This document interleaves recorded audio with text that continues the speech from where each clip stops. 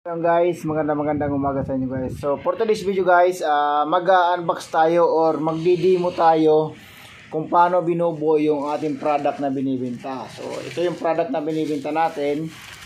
So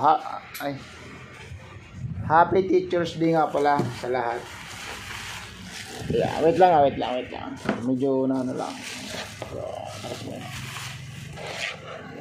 So may mga pa-order tayo guys ito. Ayan. Salamin siya guys, salamin.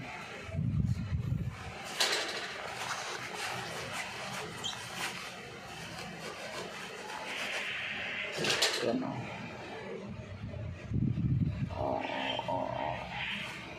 Ayan. So ipapakita ko sa inyo guys. At lalo na doon sa umorder sa atin, maraming salamat. So 4 agad yung kinuha ni ma'am. Ayan. So naka-bubble wrap siya guys. Okay siya, safe. Okay, goods. Tapos ito yung dalawang tornilyo. Tapos ito yung yung panlagay sa tabihan. Okay, so dahan-dahan lang yung pagtusok nyo para hindi masaktan.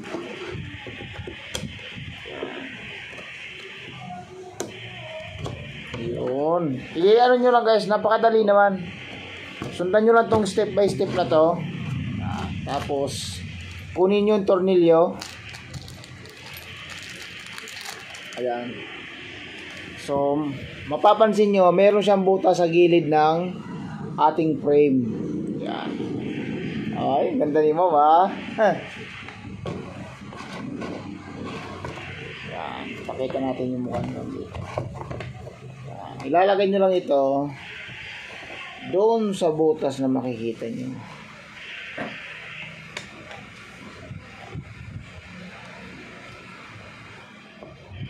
Medyo mahirap lang magpatama doon sa butas.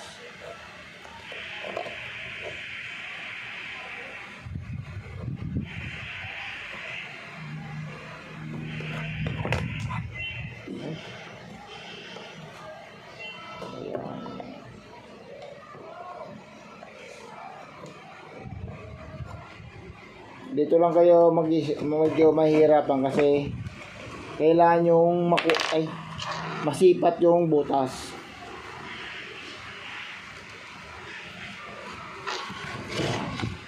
Tapos kabila uli.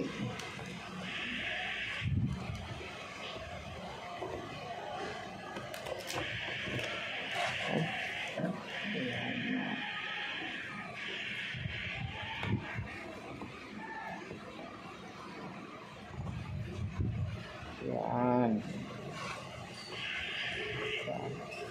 Pag nakuha nyo na yung butas, higpitan nyo lang para hindi agad siya matanggal.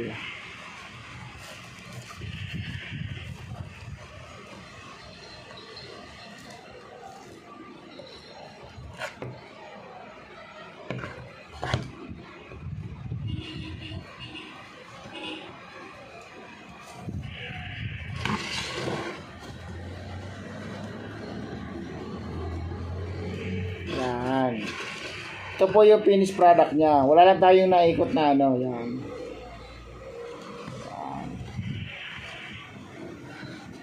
Yan. Ganyan po siya kung paano buuin.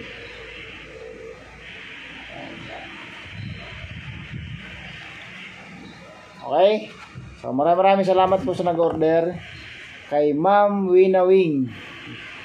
So sali pa po ang dala nito. 4 po ito. 4. Bye. Salamat po.